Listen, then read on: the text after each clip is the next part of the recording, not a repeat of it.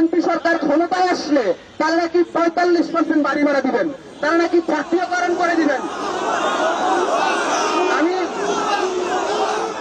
আমি ভুলে বলতে চাই না, কিন্তু এই রাষ্ট্র তো সিদ্ধান্ত নেয় নাই যে বিএনপি ক্ষমতায় আসছেই, এরকম কি করে সিদ্ধান্ত রাষ্ট্র নিয়েছে? তার মানে আমি মেনে নিচ্ছি বিএনপি আসলে সব বাস্তবায়ন হবে, কিন্তু বিএনপি যদি না আসে তাহলে শিক্ষকরা কই যাবে? এই জন্য বিএনপিও যদি শিক্ষকদের পক্ষে দাঁড়াতে চায়, বিএনপির উচিত আগামী নির্বাচনের অনিশ্চিত ক্ষমতার কথা চিন্তা না করে শিক্ষকদের পাশে দাঁড়িয়ে আগামীর রাজনীতির জন্য অখণ্ড সমর্থন অর্জন করা। বিএনপি বলছে, আমরা এই সেলিম ভূঁইয়া বলছে আমরা এই দাবি সমর্থন করি, আরো তো বেশি সমর্থন করি। যদি বেশি সমর্থন করেন তাহলে কমটা দেওয়ার ব্যাপারে আপনাদের তো আপত্তিটা কিসের?